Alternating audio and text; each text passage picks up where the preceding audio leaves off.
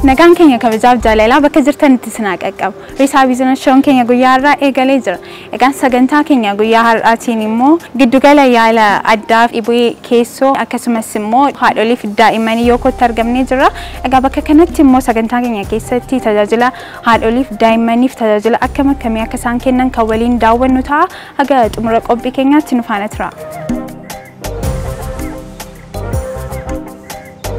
Kan jirtu nagaa keessatti bakka nagaan eeddan nagaa sagantaa keenya risaa biizinasii shoo yookootti taasisuudhaaf dhufneerra bakka nagaan dhuftan bakka nagaan eeddanii tajaajila bakka kanatti kennamullee kan waliin ilaallu ta'a hundeeffama isaarraa kaasnee kanaas ofnu ta'a yeroo gaarii qabannadhee yaada.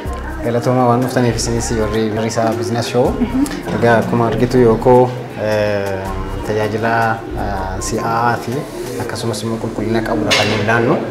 Iddootti agartu kun iddoo keessummoonni gaafa dhufan itti boqotanidha. Ergi boqotanii booddee as riisepshinii keenya yookaan immoo lafa keessummoota itti simannudha. Egaa manni yaalaa tokko kan barbaadu tokko kaardii baasuu jenna durii. So mana keenya kaardiin hin jiru. Elektiroonikaaliidha kan kaardii baastu. Iddoon kun iddootti vital sign fudhannudha.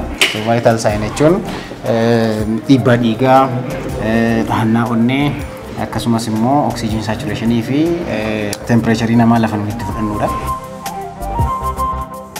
Mee taa'imee kan keeyyuutu yaadaan jiranillee akkam jirtu. Dhiibbaa dhiigaa kee kaasuuf jedha. So dhiibbaa dhiigaa kee kaasuudhaaf yoo xinnaate daqiiqaa 30 boqochuu danda'utu sirra jira. Ergi dhuftee booddee jechuudha. Karaa deemtee yoo dhuftee buna yoo dhugdee shaayii yoo dhugdee daqiiqaa 31 teessee fudhachuu sirra jira. Egaa boqonnaa gooteetta. So harka kee irraa hollachaaste achi booddee.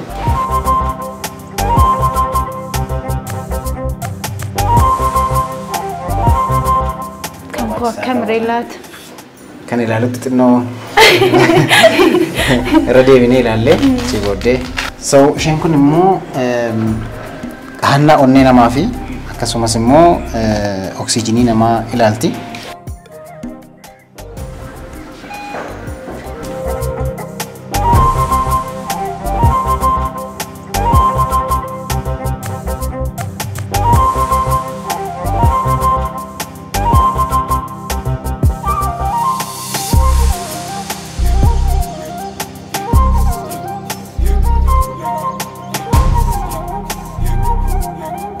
So kutaa internal medicine tinjennudha. Internal medicine jechuun dhibee keessooti.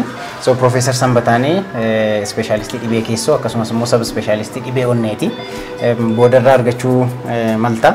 Kutaa isaaniiti jechuudha kuni as keessatti yaala kennu jechuudha.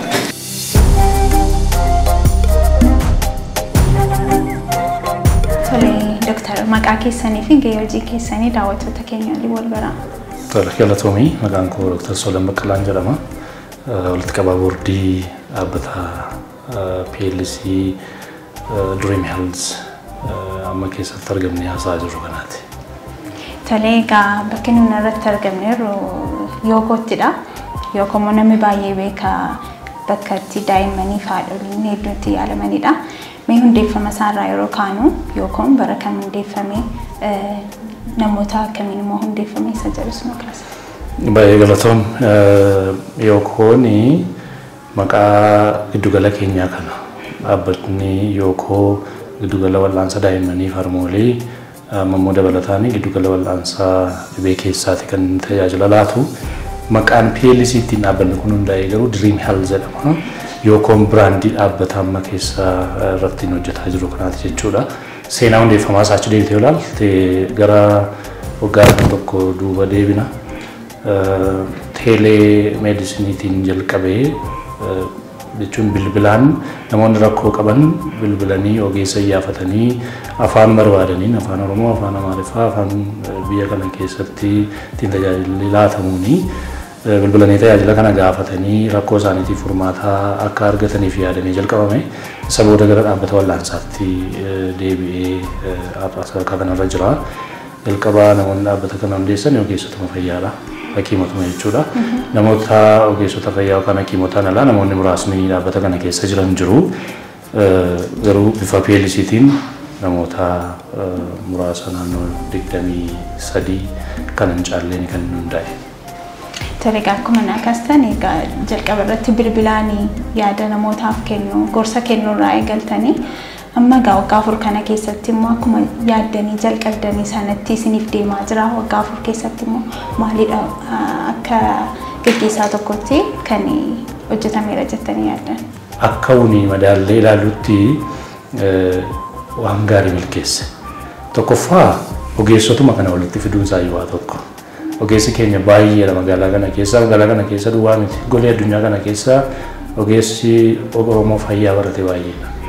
Walitti dhufee wajjin hojjechuudhaaf garuu haalonni mijaa'uun baay'ee waan hin turreef inni jalqabaa kana walitti fideera. Kun tarkaanfii keenya keessaa isa tokko jechuudha. Lammaffaan erga walitti dhufee booda uummanni keenya tajaajila barbaadu akkaataa argachuu danda'utti haala qindeessuu danda'eera. Mana kana yeroo dhufte ilaaltee yaada iddoon isaa iddoo naannoo hospitaalonni gurguddaa jiraniiti. Daandii asfaaltii irraati waan muraasa fagaataa. Kanaaf iddoon inni itti argamu iyyuu iddoon namni argatee dhufuu danda'u jechuudha. Iddoo mijataadha. Inni lammaffaan meeshaalee wal'aansaa nu fayyadamnee tajaajila laannu kana laannu meeshaa teknooloojii amma wal'aansaa amma irra ga'eedha. Kanaaf karaa sanas uummata keenya tajaajila qulqulluu argachuudhaa fi carraa gaarii akka inni qabu sitti argisiisaa jechuudha. Kan biraan tajaajilli laannu beekumsaa fi muuxannoo ogumaaf dandeettii kan bu'uureffatedha. Kanaaf wanti yaadnee akeeknee kaane baay'een isaa iddoo nu ga'utti akka inni jiru argisiisa. Irra caalmaa gara fuulduraatti tarii akeekni keenya yoo waaqayyo jedhe dhaabbata kana gara hospitaala guddaatti jijjiirree amma giddugala wal'aansaati gara hospitaalaatti ol guddifamee tajaajila dhaabbanni fayyaa gurguddaan biyya kana keessa jiran laachuudhaaf akeeka qabna. Kaayyoo keessan kan immoo milkooftanii yeroo dhufutti immoo hospitaala guddaa ta'e akka wal arginu abdiin qaba. Ulfaadhu hojii gaggeessaan dhaabbatichaa bal'inaan waan sanas agarsiisuu danda'a. Yeroo gaarii qabaadha. Ulfaadha. Achi booddee kutaaleen ati argitu kun immoo kutaa ulfaaf gadameessaati kuni. So Dr. Sabla Wangel as hojjetti.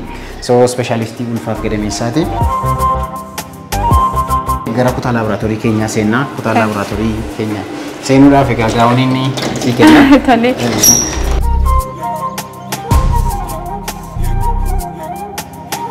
So kutaan laaboraatoorii tokko gaa qorannoo amansiisaa kenna jechuudhaaf inni jalqaba ogeessa keessa jirudha baay'ee murteessaani. So ogeessonni nuti fayyadamnu ogeessota muuxannoo olaanaa qabanidha. Inni lammaffaa immoo maashinii nuti itti fayyadamnudha. So maashinii nuti itti fayyadamnu maashinii teknooloojiin ammayyaa irra ga'e isaan fayyadamnee bu'aa amansiisaa baasna jechuudha. So qorannoo kan kolesteroolii hojii kalee hojii tiruu maashina kanaan hojjetama jechuudha.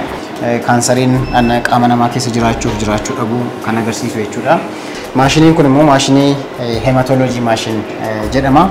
So hematoloojii maashin jechuun hemogloobiinii amma qabna lakkoofsi dhiiga adii ol ka'eera moo gadi bu'eera jedhee kan agarsiisu jechuudha. Inni kun immoo maayikirooskooppiidha. So maayikirooskooppiitiin waan ijaan hin argamneetiin ilaalan jedhee barangee sana yaadadha. So kana fakkaata laaboraatooriin keenya.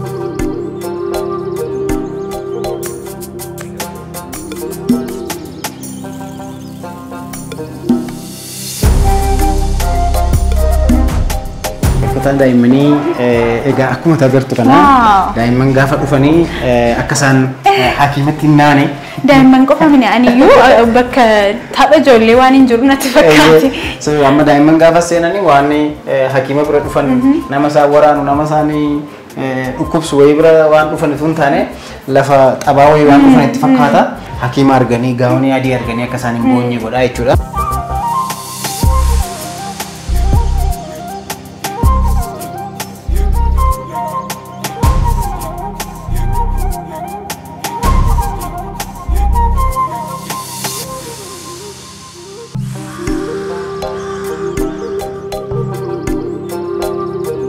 So kan biraan tajaajila da'umsaa irratti paawuriin baay'ee barbaachisaadha. Elektirikiin jechuudha. So daqiiqaa tokkoof baduun qabu. Paawurii automaatik jenereetarii qabna. Amma automaatik jenereetariin sun qabutti garuu smart jenereetar kan jedhamu jala kanatti argiteetta. So daqiiqoota muraasaa fi hamma ibsaan keenya qabutti kan nu qabu jechuudha. So fiiliin goonu baduu masaa baduu fi dhufuu isaayyuun beektan. Kuni kutaa dahumsa dura miixuutti miixatanii fi akkasumas immoo kutaa dahumsaati. So kutaawwan kana yoo ilaalte comfortably lafatti haadholiin miixatanidha. Miixuu irratti waan special nu godhu tokko qabna. Miixuun dhukkubbiinsaa caba lafee 10 jedhama. So dhukkubbiin sun akka ittiin dhaga'amnee fi harmooliin teknooloojii fayyadamnee epidural analgesia kan jedhu fayyadamneeti kan nuti deessisnu. Namoonni harmooliin barbaadan yoo jiraatanii kateetarii tokko dugdarra keenya achi booddee akka isaan dahan. Dhukkubbiin miixuutu ittiin dhaga'ame. Utuu ittiin dhaga'amin akka isaan. Waan kana hin dhageenyeen. Teknooloojii haaraadha.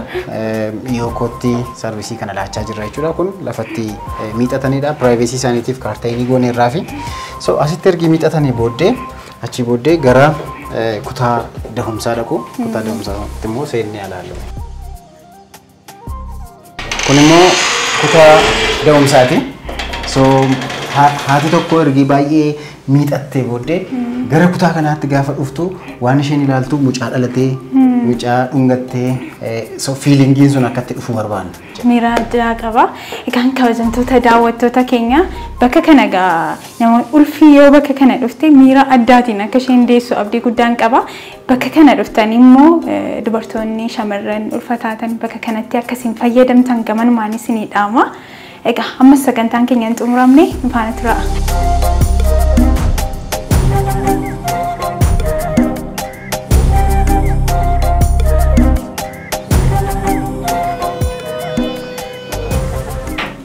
Profeesar egaa Yookootti isin argannee jirra. Mee bakka kanatti isin tajaajila akkamiidha? Yaala akkamiidha kan isin kennitan? Asitti gaani tajaajilli an kennu wallaansa kan dhukkuboota keessaa fi irra guddeessamu kan dhukkuba yookiin immoo qorannoo kan onnee sirratti hojjenna. Amma inni ilaalaa jirru qorannoo onneedhaaf goonu keessaa isa tokkodha. Ekokaardiyoogiraafii jedhama. Ekokaardiyoogiraafiin altiraasaawundii onnee jechuudha. Egaa asirratti maal ilaalla? Tokko onneen hojiinsa akkamii jira? Onnee jechuun motora nannaati. Kanaaf dhiiga fudhatti dhiiga sana nannaaf raabsiti. Kan biraa immoo dhiiga isa fuutee gara sombaa oksijiinii akka inni argatu gara sanatti paampii godha. Achi deebi'ee onnee gara bitaatti dhufa. Inni kun immoo gara nannaatti deebisee paampii godha. Nanna yeroo deebi'u gara isa mirgaatti dhufa. Achi gara naanneetu karaa kana immoo somba deema. Somba mirgaa somba bitaatti deemee oksijiinii yeroo argatu kutaan bitaatti immoo dhufa. Inni kun immoo as dhufeetu inni kun paampii godha. Maalidha inni halluu qabu kun maal agarsiisa? Inni halluu qabu kun daayirekshinii yookiin kallattii dhiigitti deemaa jiru nutti argisiisa. Dhiigadha. Egaa onneen akkuma kutaa adda addaa qabu amma kutaa gara bitaa lama jira gara mirgaa lama jira warri gurguddaani. Isa tokkorraa kan biraatti yeroo darbu balbala qabu vaalvii. Egaa dhiigi asirraa yeroo gara sanatti darbu nutti argisiisa. Sosochii dhiiga sanaa jechuudha kan. Kutaa tokkorraa kan biraatti yeroo darbu daayirekshinii isaa nutti argisiisa. Halluu diimaanii sattiin an ilaalaa jiru kana daayirekshinii gara sanatti kallattii sanatti kan dhufaa jiru. Inni halluun inni biluun kun immoo inni cuquliisi immoo gara faallaa isaatti deemaa jira jechuudha. Asirraa ammaa sagalee egaan akkuma balbala keessa yeroo darbu sagalee nu kenna. Inni kun ammaa vaalvii isa tokko. Dhahannaa onnee vaalvii aortic vaalvii jedhama inni kuni. Vaalvii inni kun immoo yookiin balballi inni kun mitral vaalvii jedhama. Kan isaas immoo sagalee addaa nu kenna. Maaliif pireesharii isaan humni isaan ittiin darbatan inni kuniif inni suni garaagara waan ta'eef kanarraa gaan wanta walitti finne konkluuzinii yookiin immoo yookiin nagaadha jennu yookiin waan akkasii qaba jennu kanarraa dhufeeta jedhu asirraati jechuudha kan nuyi argachuu dandeenyu. Inni kuni akkuma amma yeroo mana ijaaranii yookiin diizaayinii isaa kaasan front view, side view, top view jedhanidha. Inni kun side view isaati. Inni kun akka front viewti. Suma sana warruma sanatu asitti ciibsinee ilaalla. Kun immoo yeroo inni paampii godhu amma sensila sitti mee yeroo inni paampii godhu sana ventriculeen isa guddaa isa maskulaarii ta'edha.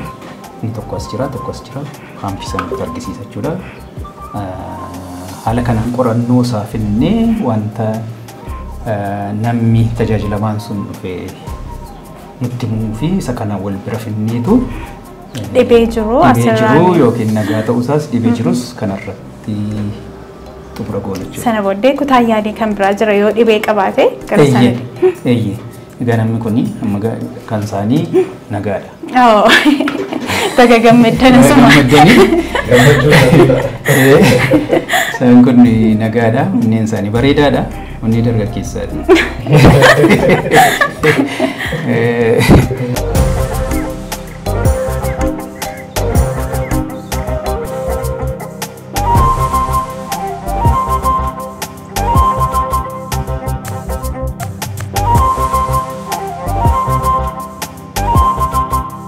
Tole anti ga kun immoo kutaa operation keenyaati. Yaa'u baqaqsanii yaalu. So anseenna uffata keenya jijjiirannee seenna. Tole. So anti amma gara kutaa operation seenna. Kutaa operation ga uffata keenya jijjiirrattee maaskii kaa'attee seenta. Qulqullinaaf miti sun. Qulqullinaaf. Kutaan major operation ittiin jennu kana fakkaata. So baqaqsanii yaaluun egaa filannoo isa dhumaati. Asirratti ciisaniiti kan hojjetamu. As keessa akkuma agartuu kun anesteeziyaa maashin jedhama. Maashin ittiin anesteeziyaa namaa kennan jechuudha. So gaazii qaba, oksijiinii qaba. Haati tokko yookaan immoo namni tokko opereeshinii gaafa ta'u anesteeziyaa karaa nutti ilaalla. Dhukkubbiin akka ittiin dhagahamne kan adoochu jechuudha. Eeyyee dhukkubbiin akka ittiin dhagahamne. Maashiniin sun immoo maashinii mucaan amma dhalatee ho'a isa barbaachisa. So ho'a automaatikaalii laatuufidha jechuudha. Kan argitu kun laayitiidha, opereeshin laayit jedhama. Lafa hojjetaa jirtu san sirriitti akka arguu dandeessuufi. Mudannoo isiniin daganne jira laata akka kanatti kan isin mudate. Qulqullina mooraa keenya argaa jirta. Dhiyeenya kana harmee tokkotti dhufeeti. Asitti mucaan isaanii yaalchisanii ciisuu qabdu jedhamani. Achi gaafa ciisuu fedhan manicha laallaan ta'uu fi dide. Mucaa kukuni hospitaalatti hin fakkaatu, hoteela fakkaataa hospitaalatti nageessee jedhaniini. Maaliif jennaani qulqullinatu garmalee qulqulluutti ta'ee kutaa keenyas hin ilaalla. Kutaan keenyas baay'ee qulqulluudha. VIP'n qabna. Kutaalee of danda'anii TV, firiijii maal kan qaban qabna. So isa ilaalaniiti harmeen kun hospitaalatti fakkaachaa dide. Hospitaala nageessee jedhanii. Dhuguma qulqullinni isaa ajaa'ibadha. Gamanumaan dinqisiifachuun barbaada. So kutaan kun immoo kutaa daa'imman reef dhalatan garmalee dhukkubfatanitti yaalamanidha. So kutaa kana keessa yoo ilaalte maashinoota garaagaraa jira. So maashiniin ati jalqabarratti argitu kun foototherapy maashin jedhama. Daa'imman yerootti qaamni isaanii keelloo ta'u jira. So hyperbilirubinemia jedhama. So bilirubiniin qaama isaanii keessa jiru garmalee gaafa inni ol ka'u maashinii kanaan laayitii bluu laayitiitti gadhiiseeti akka bilirubiniin sun qaama isaanii keessaa gadi irratti godha jechuudha. Maashiniin kun immoo maashinii inkubeetar jedhamudha. So inkubeetar jechuun akka gadameessaatti gargaara jechuudha. Daa'imman umuriin isaaniitu hin ga'iin yoo dhalatan, kiiloon isaaniitu hin ga'iin yoo dhalatan akka gadameessaatti gargaara. Oksijiinii mataa isaatii qaba. Ho'a kennaafi. So as keessaan ba'anii hakiimni harka isaa as keessaan gasheeti kan inni yaala kennuufi achii booddee dafee cufamaa jechuudha kun. Hakiimonni nun itti fayyadamnus hakiimota speeshaalitii daa'imman irratti qaban, sab speeshaalitii immoo daa'imman reef dhalatan irratti qabanidha jechuudha. waan kanaanis dhaga'eera warri natti keessa maqaa dha'uu dandeessu yoo jiraatan akkasumas immoo hojjetoota bakka kanatti argaman ispeeshaalistoota dooktaroota dabalatee yoo dooktaroota baay'ee qabna dooktaroota nu biratti hojjetan 20 ol ta'u jarreen kun immoo ispeeshaalistoota sab ispeeshaalistoota keessumaa silasii kaaseera dhibee keessaaf onnee irratti Profeesar Sanbataan jiru dooktar Masarat kan gadameessaaf ulfaa akkasumas immoo sab ispeeshaalistii dhibee kaansarii gadameessaati dooktar Ababan kan daa'immaniiti associate professoriidha yaala daa'immanii irratti dooktar Sabile Wangeel ispeeshaalistii daa'immanii fi ispeeshaalistii ulfaaf gadameessaati akkasumas immoo dooktar Lammiin jiru biraa kan hojjetanii ispeeshaalistii gadameessaaf ulfaati dooktar Hantana kan jedhaman sab ispeeshaalistii MFM yookaan immoo anatomical scanning hojjetanidha akkasumas dooktaroonni garaagaraa nu biratti hojjetan jiru nuti dooktaroota ogummaa qaban akkasumas immoo disiipiliinii qaban nama yaaluudhaaf nama dhimmuudhaaf disiipiliinii qabanii wajjinidha kan hojjennu jechuudha.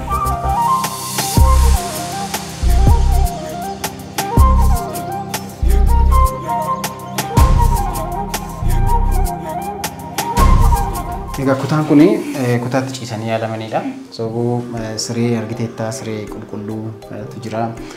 Mucaan isaanii dhalatteetti siree mucaan irra ciistu jira. Akkasumas immoo faamiliin yoo ciisuu barbaadan soofaan jira. Naatiinis maatiin nama dhukkubsata bakka kanatti. Boqochuu danda'u TV qaba. So private roomidha jechuudha kuni qofaatti narsii mataasaa akkasumas immoo nama siyalu mataasaa qaba shaawar shinkuweetii mataasaa qaba kutaan kun immoo maalidha laata kutaan kun immoo kutaa X-ray'ti so X-ray'n diagnostic imaging warra jennu keessaati sila ultrasoundii echo ilaalaa turte gara keessa dhibeen adda addaa yoo jiraate X-ray kaasnee ilaalla jechuudha.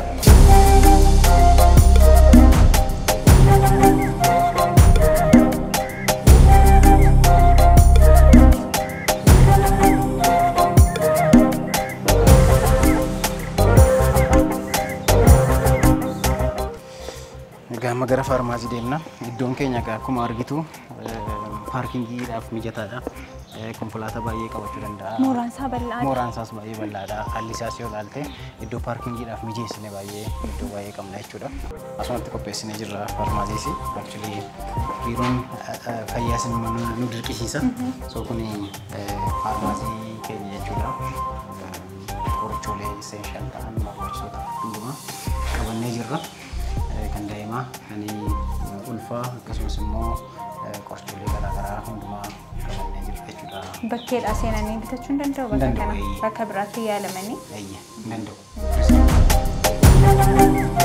Mooraan keessan hedduu bal'aadha. Keessa deemamee illee fixuudhaaf yeroo fudhata. Iddoo baay'ee gaarii ta'e mooraan isaas namatti tolu keessatti hojjetaa jirru. Isiniin immoo akka yoo kootti wanti chaalenjii nuti ta'eera. Maybe kana caalaa babal'isnee hojjechuudhaaf wanti nu danqeera jecha yoo jiraate sun immoo yoo nu furame kana caalaa bal'isuu dandeenya waan jettu immoo yoo jiraate. Keessumaa tajaajila haadholiif daa'immanii laanna taanaan tajaajila haadholii keessattiyyuu bishaan baay'ee nu barbaachisa. So isaaf continuous bishaan ta'e qabaachuu qabna. Actually bishaan dudduuba kana bishaan lafa keessa ba'ee sababii qabnuu fi baay'ee fayyadamaa jirra. Garuu magaalaarraa bishaan qulqulluu bishaan wannoo ta'etu qabaanne baay'ee chaalenjii keenya nuu fure jenneeti yaadna. Damee kan biraa babal'isuudhaaf yaada qabna. So yaada keenya sanagaa kan galmaan ga'uu uummanni nu amanii dhufee yoo nu biratti yaalame akkasumas immoo iddoo yoo arganne mootummaanis iddoo yoo nu kenne achirratti ijaarree tajaajila fayyaa hunda galeessa tajaajila fayyaa si'ataa fi tajaajila fayyaa qulqullina qabu yeroo laannu ta'a jechuudha. Egaa yaada bal'aanaa kaastee gamanumaan immoo rakkoo ati kaaste kana hundumaa immoo sinii furamee yeroo taanutti immoo iddoo bal'aa irratti iddoo kan keessan ta'e irratti akka wal arginu abdiin qaba. Yeroo kee waan naa laatteef ulfaadhu yeroo biraa walitti deebina galatoomii. Galatoomii waan dhufteef.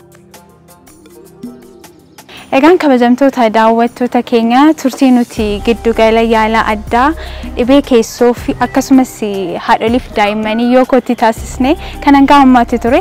Egaa bakka kanatti tajaajilawwan garaagaraatu kennama haadholiif daa'immanii fi akkasumas immoo ga'eessoti dhibee keessa kamiyyuu bakka kanatti yoo dhuftan yaala isaa argachuu dandeessu. Egaa akkuma daawwachaa ooltan immoo qulqullinni isaa haali isaanii ittiin nama simatan akkasumas immoo gatiin isaaniillee madaalawaadha. Bakka kana dhuftanii yaalamuu dandeessu.